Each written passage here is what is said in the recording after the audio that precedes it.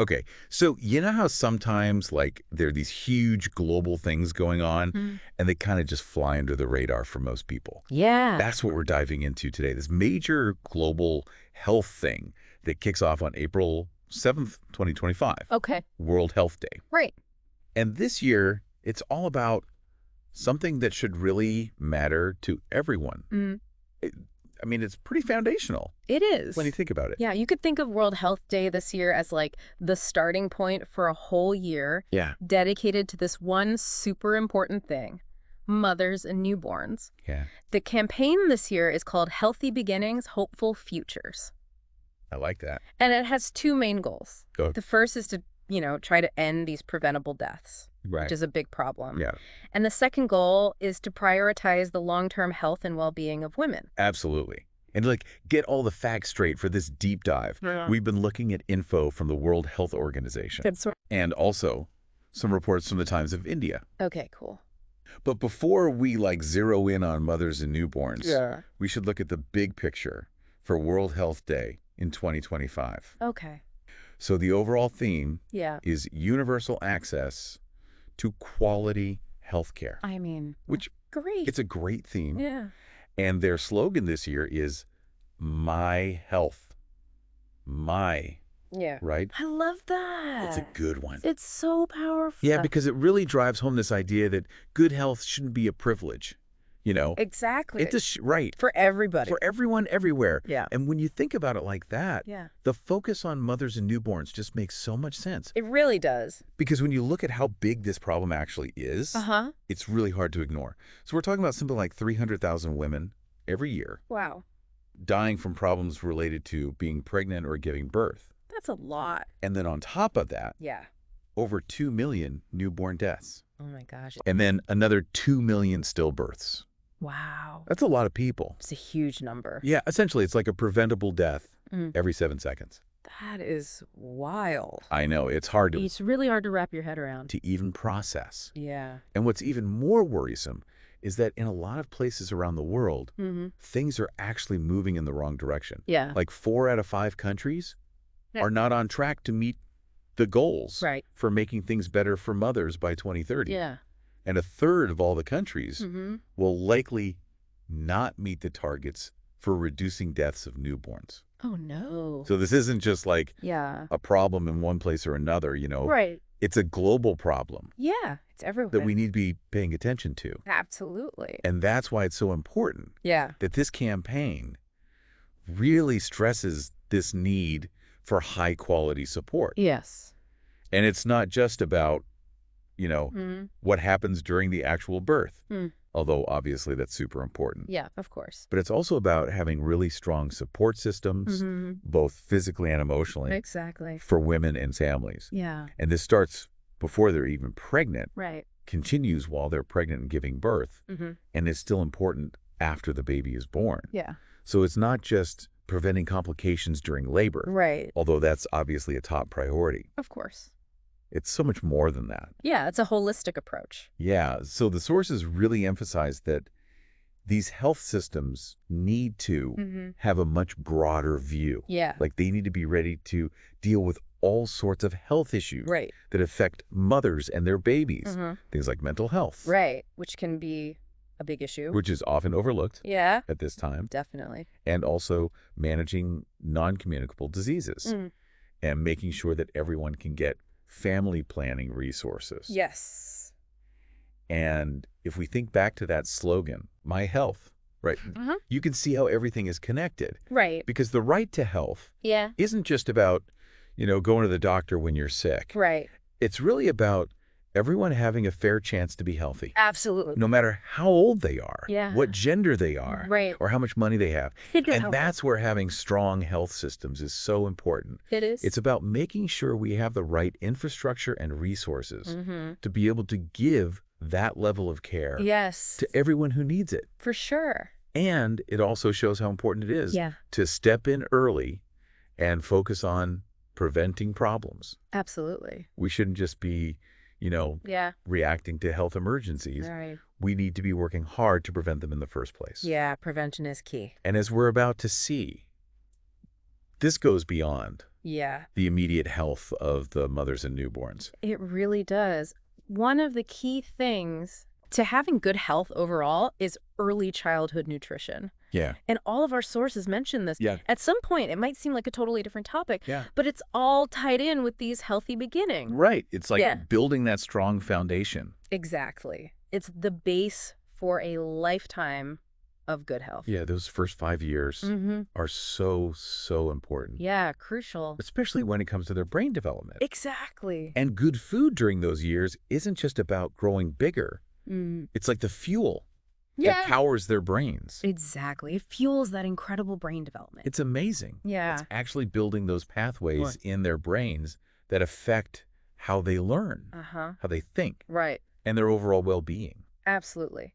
And the benefits of eating well during those early years are huge. Yeah. I mean, Like what kind of benefits are we talking about here? well, first off, a balanced diet Mm-hmm. with all the good stuff helps build a strong immune system, Okay. which Yeah, means right. fewer sick days Yeah, and a healthier start overall. that makes sense. And of course, it helps them grow up strong and healthy. Yeah. And maybe most importantly, it makes their brains work better, Okay. which means they can learn better, think critically, and solve problems. That's so cool. Yeah, and it's not just about right now, you know? Yeah. It affects them for their whole lives. Right. It's like an investment Yeah. in the future Exactly. and their potential. And the sad thing is the opposite is also true. Yeah, unfortunately. Our sources show that if kids don't get enough good food when they're little, Right. it can cause some serious problems that last a long time. Mm-hmm. Like we're not just talking about being shorter, Yeah. which can affect them forever, Yeah. but also they can have trouble learning, Right. which obviously impacts their education Of course. and all the opportunities that come with that. Exactly. And to make things even worse. Yeah. Not eating enough good food early on also makes them more likely to get chronic diseases when they're older. Right, like a lifelong health problem. Exactly. So it's not just about the child's health right now. Yeah. It can have these ripple effects, Mm-hmm. throughout their whole life. Their entire lifespan. Wow. So our research also includes some insights from this expert, Dr. Mehul Sinda, Okay. who is a consultant pediatrician. Cool. And one of the first things he talks about is the huge benefits of only breastfeeding babies for the first 6 months. Yes. Breastfeeding is so important. Okay, so let's break that down. Like what makes it so beneficial? Okay, so for the baby, Mm-hmm. it's like the ultimate food Right. designed by nature. Yeah. It's got all the nutrients they need Uh-huh. to grow and develop in those first few months. Okay. But it's way more than just basic nutrition. Yeah. Breast milk is full of these antibodies Okay. that help boost the baby's immune system. Right, because their immune systems are still developing. Exactly. It helps protect them from all kinds of infections. That's good. And studies show that babies who are breastfed are less likely to have certain chronic diseases when they're older, Okay. like obesity, type 2 diabetes, and some childhood cancers. Wow, that's amazing. Yeah, and on a practical level, it's also easier for them to digest Right. than formula. Yeah. Plus, there's a lot of evidence that it helps with brain development. Okay. It's pretty amazing. That is really incredible. Yeah. And what about the moms? Right. What are the benefits for them? Oh, there are some big ones. Okay. Breastfeeding helps their uterus shrink back to its normal size faster, Mm-hmm. which means less bleeding after the baby is born. Okay. Plus, studies show that breastfeeding can also lower their risk of breast and ovarian cancer. Wow. And for moms who are thinking about it, Yeah. making breast milk actually burns extra calories, Oh, that's interesting. which can help them lose the baby weight. Right. So it's a win-win Yeah. for both mom and baby. So beyond breastfeeding, Mm-hmm. what specific nutrients are really crucial during early childhood, Okay. for healthy development? Dr. Cinda has this whole list Okay. of really important ones. Right. So first up is iron, Mm-hmm. which is super important for their brains, their immune system, Right. and for carrying oxygen throughout their body. That makes sense. Then there's vitamin D, Uh-huh. which is key for absorbing calcium Right. so they can build strong bones and teeth. Got it. And of course, calcium is important for Right. those strong bones and teeth. Yeah. Protein is another big one. It helps them grow, Okay. repair tissues, Uh-huh. and build strong muscles. That's important. Yeah, and carbohydrates. Okay. They give them energy Right. for all that growing and developing. Yeah, they're busy. Exactly. And then we have fatty acids, Okay. especially omega-3s. Mhm. They're crucial for brain development Wow. and also provide energy. Zinc is important for brain function and the immune system. Okay. And finally, the B vitamins, including B12, Uh-huh. are essential for growth, Okay. energy, Yeah. and making sure their brains and nervous systems work properly. It's a lot. Yeah, it's a lot to keep track It of. really shows you how complex this all is. It really does. Yeah. And how important For sure. it is to get it right from the start. Right from the beginning. Yeah. So what happens if they Yeah. don't get enough of these nutrients when they're little? Right. Can they catch up later, or are the effects kind of permanent? Unfortunately, Mm. research shows that if they don't get enough food or the right nutrients, Mhm. it can have lasting effects on Yeah. their brains and immune systems. Oh, no. Yeah, it can cause developmental delays, Mm-hmm. problems with their thinking abilities, Okay. and a weaker immune system, All right. which means they get sick more easily. Oh, wow. And sadly, these problems can last their whole lives. That's a big deal. It really highlights how important it is Yeah. to make sure they're getting what they need Right, from the very beginning. right from day one. So for parents and caregivers, Yeah. what are some things they should be watching for Okay. that might be signs that a baby or little kid Yeah. isn't getting the nutrition they need? Dr. Sinta says to look out for Okay. if they seem really thin Uh-huh. and have lost a lot of body fat. Okay. And also if their arms and legs look thin, Mm. and sometimes they might have swelling, Okay. especially in their face or ankles. Got it. Another thing is if they're not growing as fast as they should for Oh, their yeah. age. Yeah. And they might also be really weak Okay. or faint sometimes and Mhm. just generally tired all the time. Right. And often they'll be much more irritable Yeah. than usual. Okay. So if you see any of these signs, Yeah. it's important to talk to a doctor As soon as possible. right away. Right. Our sources also talk about how things like poverty and not having enough resources Right. can affect early childhood nutrition. Yeah, for sure. So how do those factors play into this whole issue?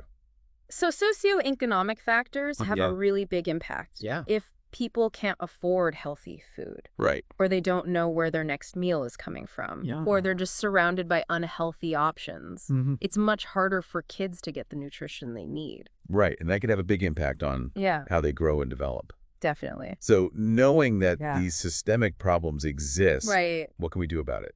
Well, the sources talk about a few things, Okay. like making healthy food more available, Yeah. maybe through community programs or government, help to make it cheaper, Right. and also giving money directly to families Okay. who are struggling to put food on the table. Mm-hmm. And education is huge, too. Right. Teaching people how to make healthy choices, Yeah.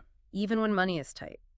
That makes sense. Yeah. So there's been a lot of talk about those packaged baby foods. Mm-hmm. What do the experts think about them? Okay?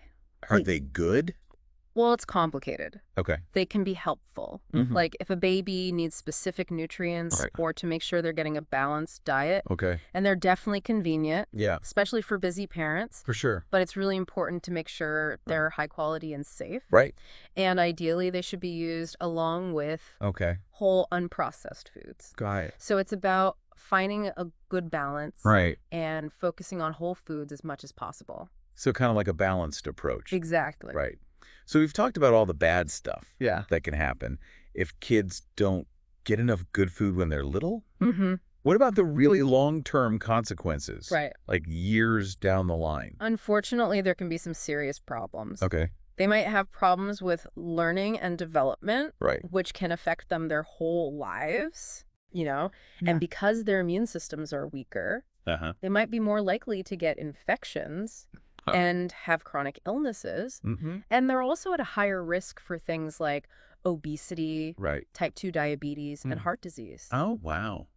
It's really scary how Yeah. much those early years can affect them. Yeah, for sure. Okay, so wrapping up, Yeah.